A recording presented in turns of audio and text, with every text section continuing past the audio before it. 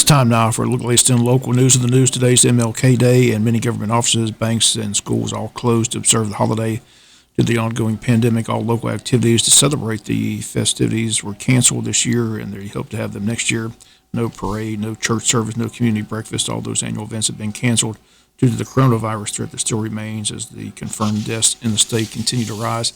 Nationally, the U.S. now over 400,000 deaths since the pandemic began. National health experts are projecting the U.S. will have over 500,000 deaths by the month of May. Statewide, 11,032 deaths have been confirmed. Cases have been confirmed in every county of the state. State reporting breakdowns in the initial rollout of the vaccine program.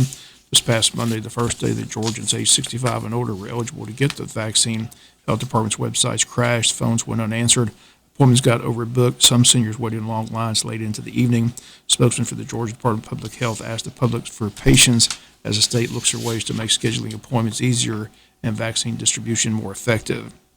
In other news, the Wayne County Sheriff's Department and the GBI continue to investigate the shooting death of 31-year-old Jerry Davis, which occurred here in Wayne County last week at his home on Oglethorpe Road. So far, the GBI says no arrests, no suspects in the case. They're asking if anyone knows anything about the shooting. Simply contact the Wayne County Sheriff's Department at 427-5970 or the GBI at 912-729-6198. Officers received a call to the home on Oglethorpe Road of a report that shots were fired. Once they arrived, they found 31-year-old Jerry Davis deceased in his residence. The address is 2695 Oglethorpe Road. Law enforcement again asking if anyone knows anything about the shooting to call the Sheriff's Department, the number 427-5970. We'll be back with more news after this word from our sponsor, other commercial messages, so please stay tuned.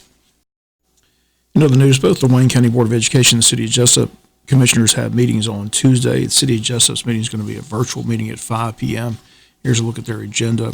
Under old business, approval of the cemetery maintenance contract. Under new business, November and December 2020 financial statements.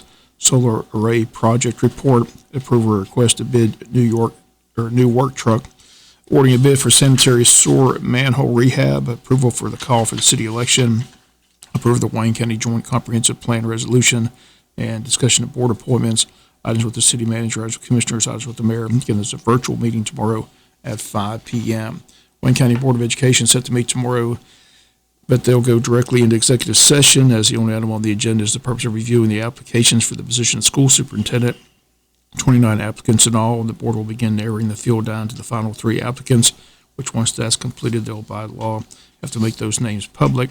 Then from the final 3, an interview process, and finally the announcement of Wayne County's next school superintendent, current school superintendent Jay Brinson retiring at the end of the month of March. Again, both those meetings set for tomorrow. We'll be back with some final news notes after this word from our sponsor, other commercial messages, so please stay tuned. Final notes news, we'll be checking in this week with our local representatives as we'll get ready to get their thoughts on what's taking place up the legislative session. Again, that's on the Bleach and Bob Show this week. Today we'll talk with Representative Stephen Meeks as it's Mondays with Meeks. And a lot taking place up in Atlanta as law enforcement is out in full force around the Capitol building. Show forces all around the state Capitol building. Armed members of the Georgia State Patrol, Capitol Police, and the Georgia National Guard have the Capitol secure and surrounded. Barricades have been set up all around the Capitol. Humvees driven by the Georgia National Guard are parked up against the Capitol entrances. Dump trucks and police cruisers are blocking off streets leading to the complex. Several buses from the Department of Corrections are standing by in the event of arrest. The entire complex of legislative buildings, which just last week hosted the Georgia lawmakers back to session, has become what is described as a heavily armed camp. No protesters are on the site. It's unclear now how they would even reach the Capitol grounds given the obstacles in place. Governor Brian Kemp met with Georgia National Guardsmen Saturday evening before they were dispatched to the nation's capital to prevent another violent attack of the national government. Georgia contingent of the Georgia Guard includes hundreds of troops from the 48th Brigade, members from the 165th Airlift Wing and the 116th Air Control Wing. And today we'll talk with State Representative Stephen Meeks, get his thoughts on what's taking place at the Capitol and his thoughts on the early days of the legislative session.